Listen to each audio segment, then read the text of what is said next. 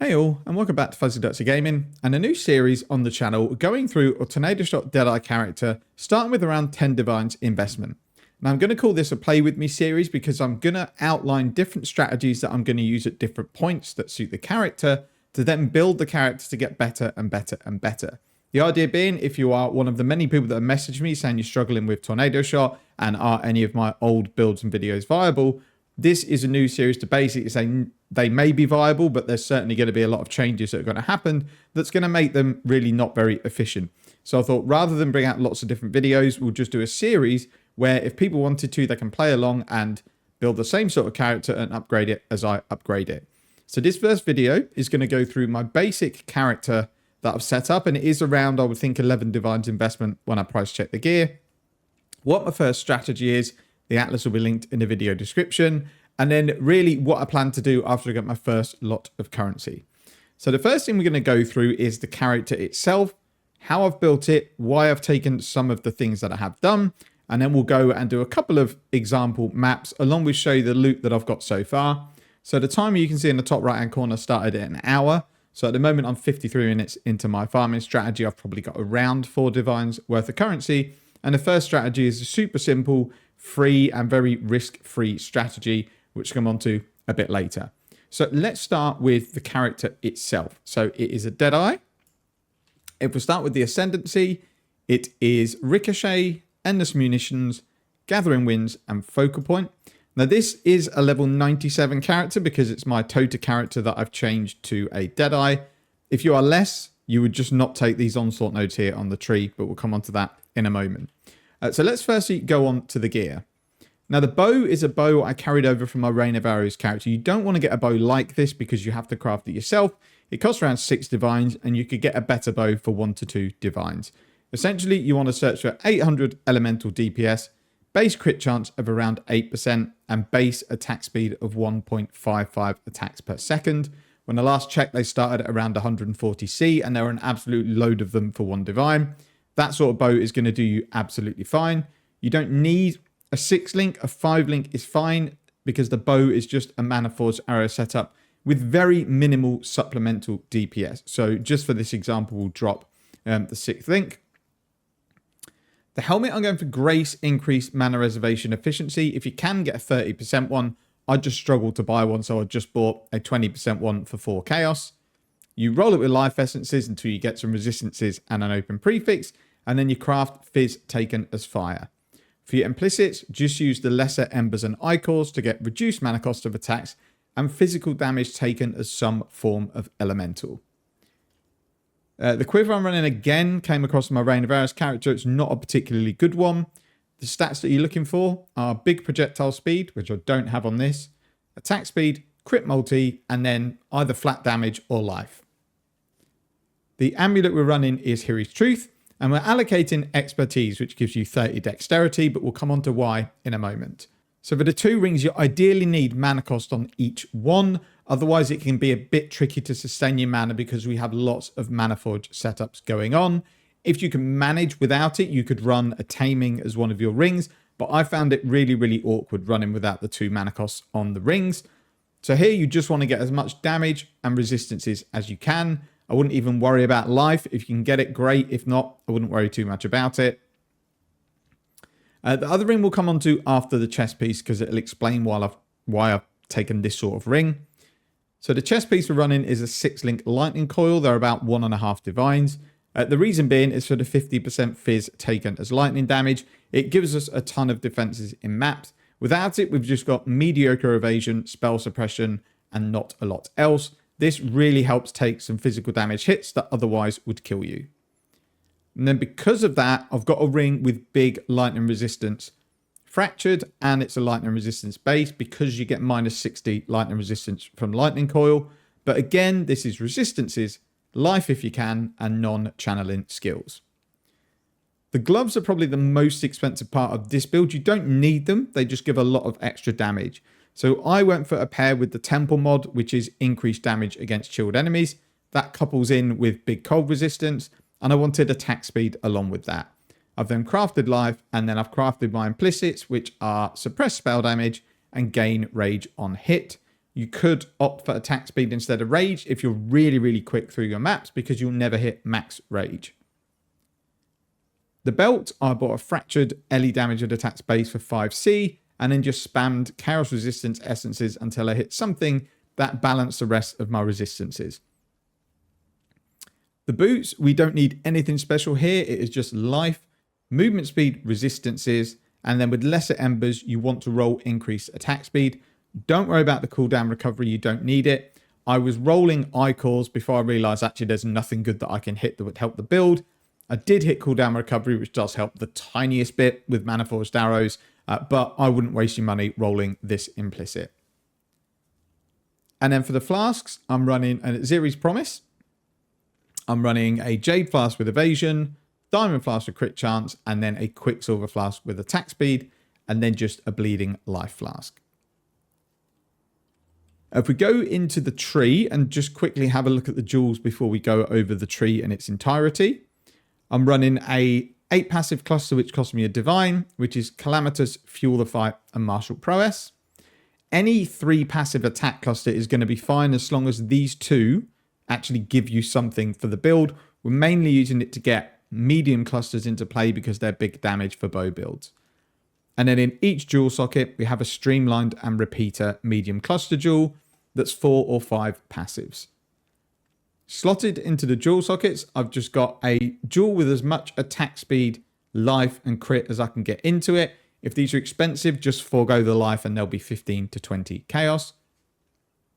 And then in here, we have a Watcher's Eye with increased attack damage while affected by precision. At the moment, for a half decent roll one, they're about 120 chaos. In this jewel socket, we've got a Brutal Restraint. Doesn't need to be anything specific, just as much LE damage, crit chance, projectiles damage, life as you can get. Works really well. Mine's not amazing, but it does give me probably 4 to 5% DPS increase. And that's it for the jewels. So we do need to go over tattoos because they're quite important on the build. Because we're running Hiri's Truth, this comes with just dexterity, and we already have loads of dexterity anyway. So you are going to need to find strength and intelligence on both your gear and the tree. So for gear, just a heavy belt should be fine. That gives you up to 35 strength as your implicit. And then on one of your rings, you want to get a big intelligence roll. Without these, you're not going to be able to run all of your gems. Along with that, you're probably going to need to use some +4 attribute tattoos until you get enough intelligence and strength to run your skills. I have got some other tattoos spread around with like movement speed, spell suppression, blind on hit, things like that. These aren't really needed. These were just on the tree for my previous character, and I didn't want to scour them off for the sake of it. And then the last tattoo we're using is actually on the Anoint. So we're anointing a 30 dexterity node. The reason we're doing that is because we can put an honored tattoo of the Berserker onto that node once it's anointed, and then we can get Onslaught on hit. There are probably no better things that you could anoint on your amulet than Onslaught on hit. It gives you tons of attack speed, tons of movement speed, just helps you get through the maps much, much quicker. This is optional. If you're happy to have Onslaught maybe intermittently, you can either get it on kill from this node here, which I do take, or you can use a Silver Flask to get Onslaught. But as an anoint, I think it's nice and simple, and it means every time we hit an enemy, we get Onslaught for 4 seconds. And considering a ring with this sort of implicit is sort of 14 to 15 divines, I think it's a pretty good compromise to just get it as your anoint on your amulet. The rest of the tree is pretty much a bog standard bow tree. We're taking obviously the full bow cluster to get our crit chance, crit multi, and extra arrow. We're taking multi-shot to get another additional arrow. I don't really think there's anything I need to point out on the tree that's not in pretty much every bow build. These blind nodes and crit nodes are super important. They just give you a ton of critical strike chance against blinded enemies. And I'm also taking these movement speed nodes here just to be quicker through the maps. Again, these are optional. So my character is 97. Let's say you were 91. You would just drop the movement speed nodes and you would drop the onslaught effect nodes. These are more for quality of life. Or if you wanted more damage, you can maybe take the primeval force. You can get damage elsewhere. You can maybe even squeeze down here and get another large cluster. But I don't need any more damage for the first strategy. So this is the tree that I've settled on. So the POB is going to be in the video description, along with the Atlas tree that we're going to go through in a minute. The only other thing to point out is I would definitely run Soul of Abrath Pantheon if you're following along with this playthrough because we're going to be running Searing Exile altars for the first mapping strategy, and they just drop burning ground all over the place. They may not kill you, but this means you definitely don't have to worry about the degen from that. So let's talk about the gem links. So we'll start with the main 6 link, which is Tornado Shot, increased crit damage, Inspiration, it doesn't need to be Divergent, GMP, Trinity Support, and LE damage with attacks. That is your main Tornado Shot setup. Now, because we're doing mainly mapping strategies, we don't need a ton of single target damage, so we don't need ballistas. So what we're doing in our bow is we're just running a 5-link Mana Forge setup. This doesn't give a ton of DPS. This is probably like 300 to 400k DPS, but it automates when you attack, so you don't have to worry about putting ballistas down. So in here, I've got Lightning Arrow, Ensnaring Arrow, Mana Forged Arrows, Burning Arrow, and Inspiration. I'm aware Ensnaring Arrow doesn't work when you have Sniper's Mark or Chain. It's just there because it does a lot of damage. If you then had space to put a 6th gem in, you can put something like Ice Shot in. In the helmet, I've got a Vile Haste. I'm only using the Vile version. We're not reserving mana with this. We're running Purity of Elements to get Ailment Immune and to get Resistances. Because we're running a unique chest that gives us minus 60 Lightning Res, it just means you don't have to spend as much money on the rest of your gear. And then we've got Flame Dash for movement speed. In the gloves, we've got another Mana Forge setup. This one's Power Charge on crit, Inspiration, Mana Forge, Arrows, and Frenzy. This means we always have Frenzy charges and we always have Power charges. And then lastly in the boots, we have our other aura, which is Grace.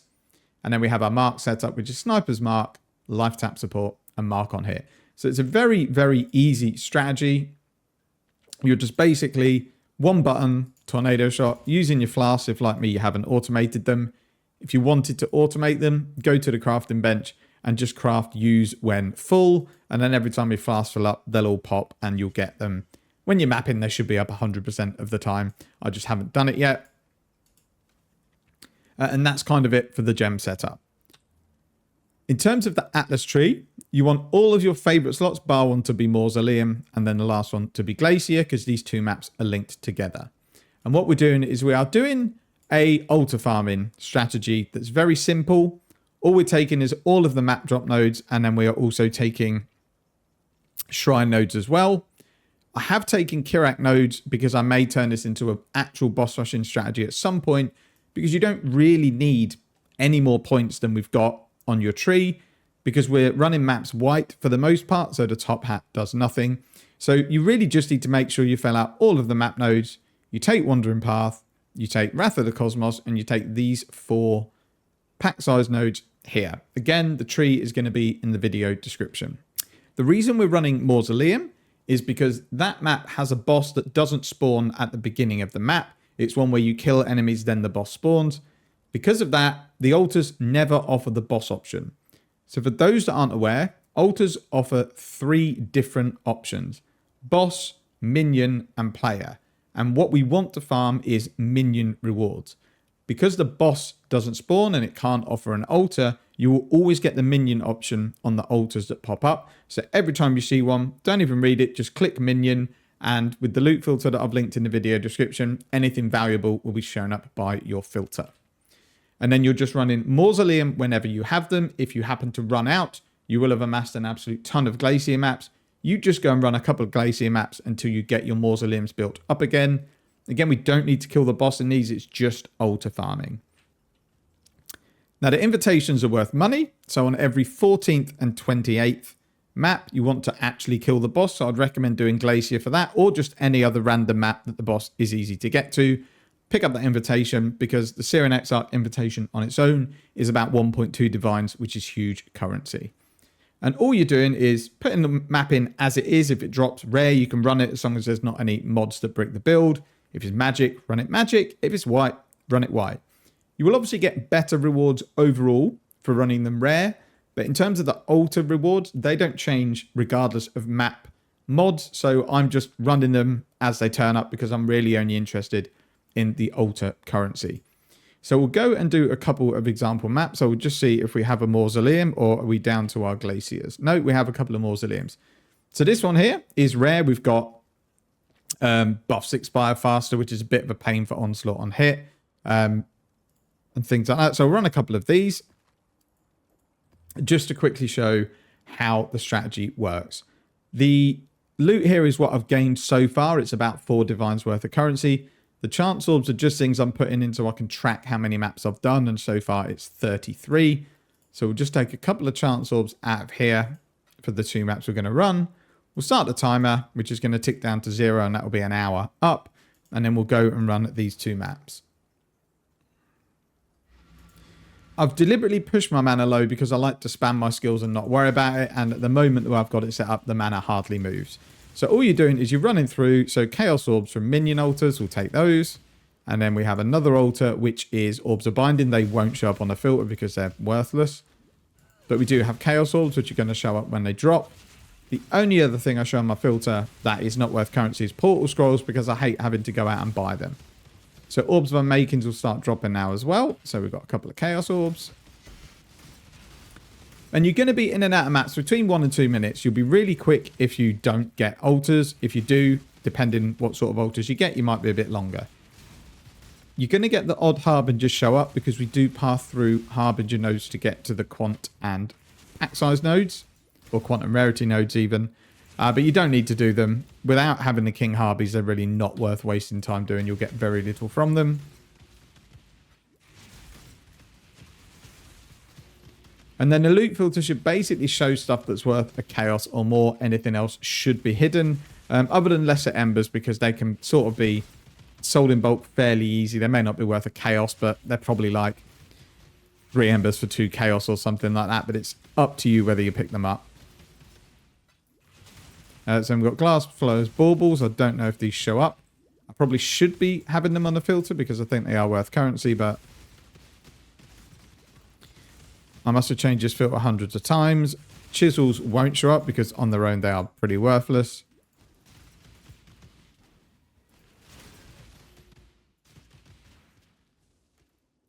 So that's pretty much this map done. So you'll just leave the map and then you just go and stick your other one in straight away. So if we have a look at what we got from that map, 8 chaos, 7 ores on making, and some scarabs and a silver coin. So not too bad. You'll certainly have worse maps, but you will have better maps.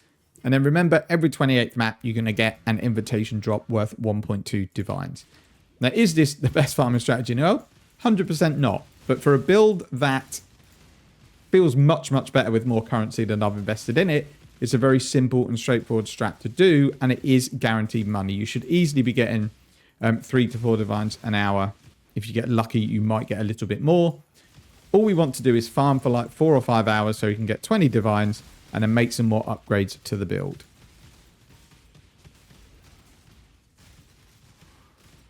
So again, you can see we're dropping loads and loads of maps because we are got 100% chance to drop a connected map. And then also tons of chance to drop maps in general. Realised I haven't used my Vile Haste at all, but not to worry. So as you can see, it is a little bit stop-start when you do have ultra rewards to collect. But on the maps where you don't have anything spawn, it's very quick because you're just running around the map looking for altars. If they don't spawn, you just kill stuff and you move on.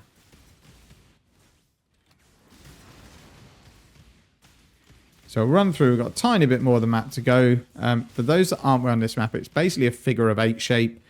So you'll go up to the boss room and then you loop back and do the rest of the figure of 8.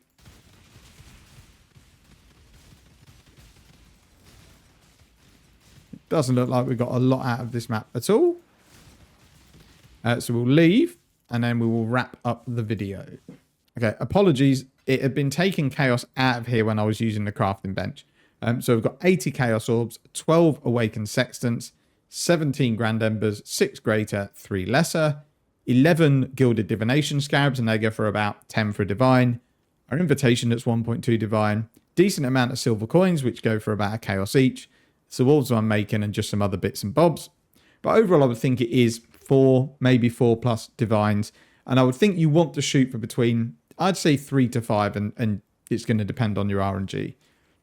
In terms of maps, I'm only putting maps in here that are either Glacier or Mausoleum. Everything else is just going into my map tab because you're not going to sell random maps. So I'm just putting them in there maybe for future projects. But this is my plan for probably the next 4 to 5 hours. If I can stick around 4 divines an hour, It's going to leave me with about 20 divines of currency to make some upgrades. So in terms of what upgrades I'm looking for to start with, I want the +1 projectile tattoo along with the jewel that doubles the effect of tattoo. So that'll give us +2 projectiles. I would like to get a decent dying sun to give us 2 more projectiles when mapping. And then I would like to get the tornado shot enchant on a helmet to give us an extra secondary projectile, because that's massive for both clear speed, single target, and chaining off of walls and things like that. They're kind of the 3 upgrades that I think will make the biggest difference, but they're fairly expensive upgrades. So I think as a starter, we'll look to just get a dying sun because that's probably going to be the cheapest one. Then we'll go for the helm enchant. Then we'll go for the tattoo. If we can get all of them just from doing this farming strategy, then great. Because what that is going to do is give us an absolute ton more clear speed and single target. So we can then do some map strategies that are a bit more complex, a bit more rewarding, and more engaging. That's kind of it for the video. That's the end of episode 1. The beginning of episode 2 will come out once I've finished farming, and then we'll go through buying the upgrades, and then we'll look at what the next mapping strategy is going to be.